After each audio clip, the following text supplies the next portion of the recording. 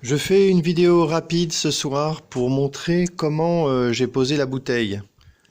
Alors, j'ai fait comme ça, mais il y a sûrement plein d'autres façons de faire. Et aujourd'hui, Séraph a montré que on peut sans problème réutiliser un ancien piège classique et le poser comme une cheminée au-dessus de la tente. Et ça fonctionne magnifiquement chez lui. Moi, j'avais fait le test et j'avais eu moins de succès que lui.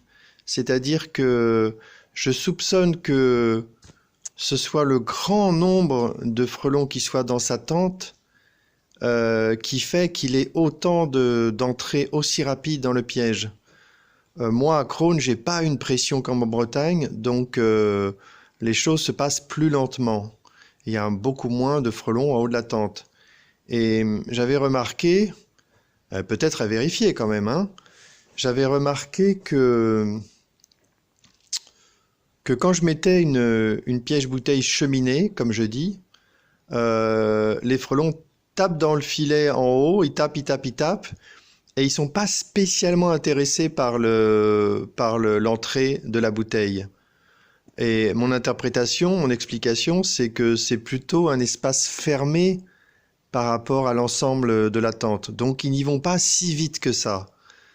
Bon, maintenant, la situation est différente pour Séraph, on l'a vu, hein, c'est de la folie le nombre de frelons qu'il a. Donc effectivement, les choses fonctionnent différemment. Mais bon, à tester tout ça, hein, c'est nouveau, hein, ça fait même pas une semaine qu'on envisage de faire ça, donc je suppose et j'espère que les idées vont fuser et qu'on va trouver une version, euh, une version parfaite dans quelques jours ou voire quelques semaines.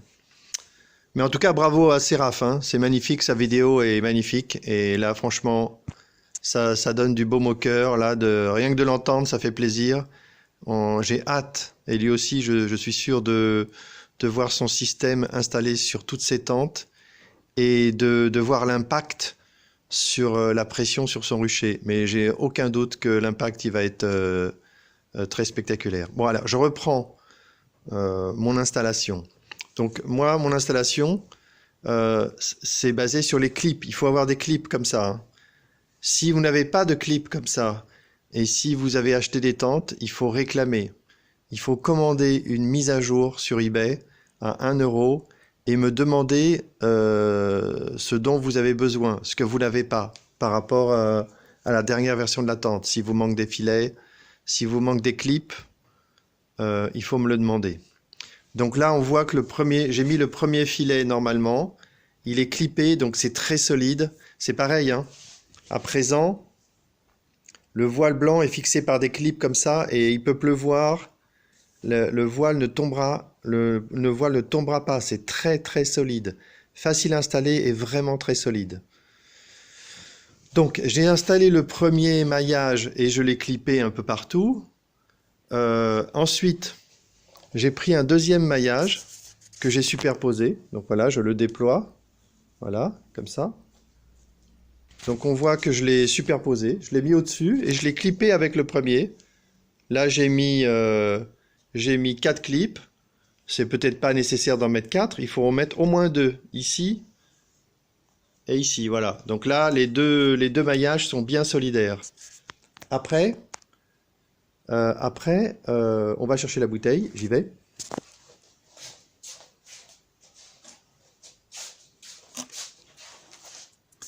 Donc voilà, j'ai fabriqué une bouteille. Moi, je suis en Monroucou. Donc j'ai pris du Monroucou, mais je pense que demain j'essaierai avec une plus grosse bouteille. Et je suis presque sûr qu'il y a un format de bouteille qui empêchera les frelons de ressortir. Mais comme je l'ai déjà dit, moi, je vais le montrer après. Donc je pose la bouteille simplement là, sur le bord. Et ensuite, je prends le tissu que je rabats sur la bouteille. Comme ça. Voilà. Alors il faut le faire doucement, hein. Voilà. On applique le tissu tout autour. On fait gaffe qu'il n'y ait pas de fuite parce que les frelons les trouveront. Voilà. Et voilà, bah à la limite, déjà comme ça, c'est bon, c'est fini, hein. Voilà.